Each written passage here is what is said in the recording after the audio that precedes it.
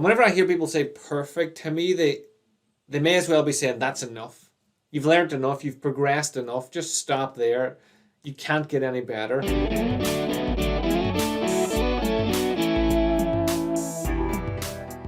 Welcome to this episode of the Limitation Is A Mirage podcast. On this episode, I want to talk about a thing that I've seen come up a lot this week, and it's that you are perfect the way you are. And that's a saying that I would have heard throughout my years. Like whenever I was a martial artist, people would have said it like you're perfect at martial arts. Like you've studied the martial art that you need to study. You've got to the level that you need to get to. You're perfect. Don't worry about it. And whenever I was a public speaker, people would say to me, you've got that down now. That's perfect. The way that you speak, the way that you stand on stage, everything's just perfect. That's perfect. And whenever I hear people say perfect, to me, they may as well be saying that's enough. You've learned enough, you've progressed enough, just stop there. You can't get any better. And I really don't believe in that. I don't believe that you're perfect as you are. Maybe you feel like you're perfect as you are, but there's so many things that you can learn in the world. Like you can become a better speaker, you can tidy up your eating, your exercise programs, you can make yourself better every single day. Even if that's just reading a new book or a book out of the genre that you would normally read, you have the ability every day to do something to make you better. So a saying like you're perfect, like the way you are, just I think holds people back. And Jordan Peterson talks about it, and he's saying that he believes that people can be more than they believe that they are as well, or more than they believe that they are capable of. And that every day you should just try to do slightly more, try to do something that makes you feel slightly better than you feel now. And then if you keep doing that every day, after a year, then the difference will be unmeasurable. Whenever you look back a year from now, like if you're looking back this time next year, going into 2022, and you'll be thinking, was I actually really like that? Was I as sluggish as that? Was I as lazy as that? Was I as afraid as that? Whatever it is, you'll look back and you'll think, like it should be unmeasurable. If you did something every single day to improve your life, it should be unmeasurable how far you go back. Like if I think back, if I went back and met myself, like in fifth year, whenever I left school, so that's just about 20 years ago, that version of me was lazy, had no ambition, no drive, didn't want to do anything, didn't care about anything really, didn't know where he was going, didn't think of college, just didn't want to be or do anything really. Like I didn't care.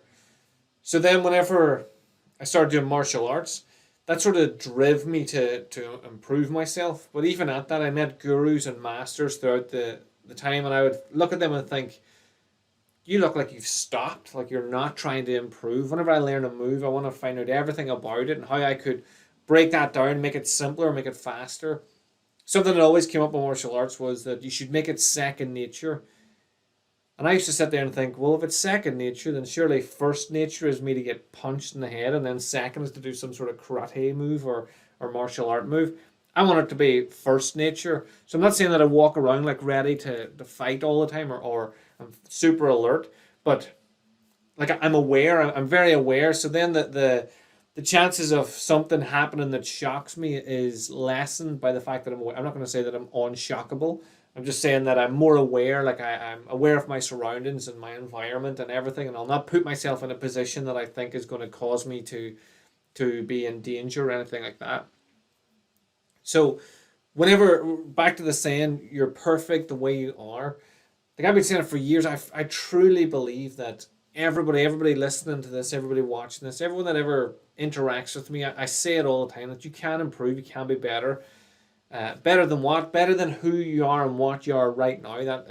So it's not like I'm saying you should be better than me, or I'm trying to be better than you, or I'm looking to all these people. Like I look to people to inspire me and to give me ideas and to help me grow and improve my life. But I don't look at someone and say that's who I want to be. I want to do what they're doing. Like when I first started getting into speaking, I watched Tony Robbins and thought I want to do what he's doing but better. I want to do it. It'll be better, not better than him, but better because it's the way I do it. So rather than me trying to be all hyped up and Americanized, I just use the idea of the energy and the presence. When I first talked on stage, I never really thought about posture. I just did what I was doing. So then watching him and how big he was on stage and open he was on stage, that gave me the idea to think about posture and research that. So every day you can do something that improves upon who you are right now. And something else that comes to mind whenever I talk about this is you can either live your fears or live your dreams.